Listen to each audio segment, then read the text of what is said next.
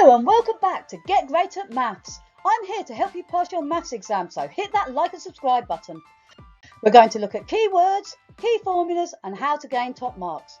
So let's get ready to get great at maths. This is a question on inverse proportion.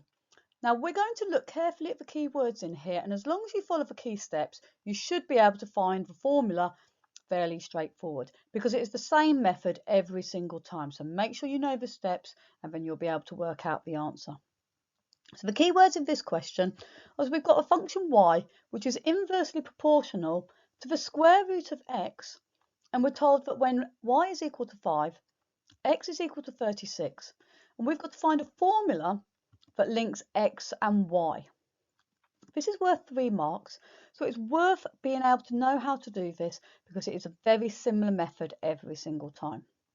So your key facts are that if you're told that y is inversely proportional to x, that means that you write y alpha 1 over x, and that is just a standard rule that you need to know what to do.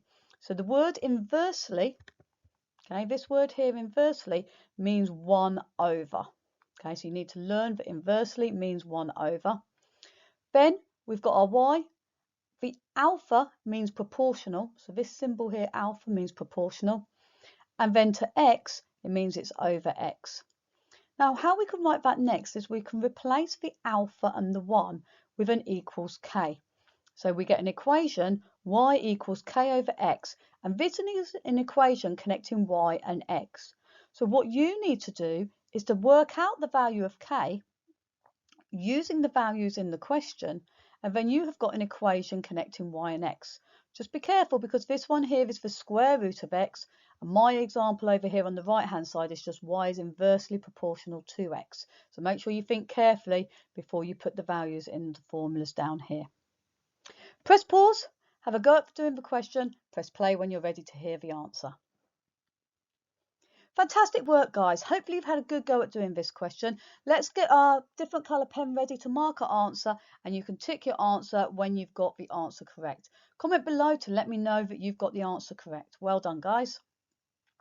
So to start with, you should have written y alpha 1 over root x. Now it's slightly different to the example over here because this time I have got told that it's the square root of x. So I have to put the square root of x in the denominator.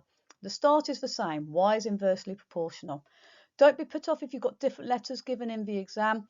Normally it's in terms of x and y, but they can use different letters in your actual exam. So don't be put off, it works exactly the same way. From here, I can replace my alpha and the 1 with the equals k. So it's exactly the same step here. Replace the alpha and the 1 with the equals k. And that will give you 1 mark for getting to this stage here. From here, you're going to use the key values that are given in the question. So we know that y is 5 and we know x is 36. So when y is 5, x is equal to 36, I'm going to replace the y with the number 5 and I'm going to replace the x with the number 36. So I've got 5 equals k over the square root of 36. Now we know the square root of 36 is 6. This is a calculator question and you can literally type in root 36 on your calculator if you need to, but you should know off the top of your head that the square root of 36 is 6 because 6 times 6 gives you 36. From here I need to get rid of this divide by 6. So to get rid of divide by 6, the opposite to divide is multiply. So we're going to do 5 times 6, which is going to give me 30, which is my value for k, and that is your second mark. The final third mark comes from writing down the formula. So we have got to connect x and y together. So connecting x and y, we're going to write down xy in terms of the 30. So here I've got y equals k over root x. So I'm just going to replace the k with 30. You can see here. So for your third and final mark, we get y equals 30 over root x.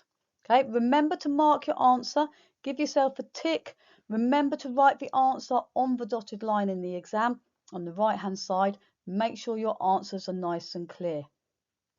The mark scheme is coming up in a minute, but if you would like to hear any videos on anything in particular in preparation for your exam, write down below what you want me to do a video on and I will get a video sorted for you to help you prepare for your exam. So just let me know what you want to hear. The mark scheme for this question shows there are 3 marks. M1 is a method mark. OE means or equivalent. So if you got to this stage here of writing y equals k over root x or a different form or equivalent, you get 1 mark. B1 is also another method mark. And the word condone over here means allow. So if you wrote y equals k over root 36, you would get 1 mark for writing that. Remember to like and subscribe so we can all get great at maths together. If you've enjoyed this video, please don't forget to like and subscribe. Comment below to let me know what you would like to see in my next video. See you next time!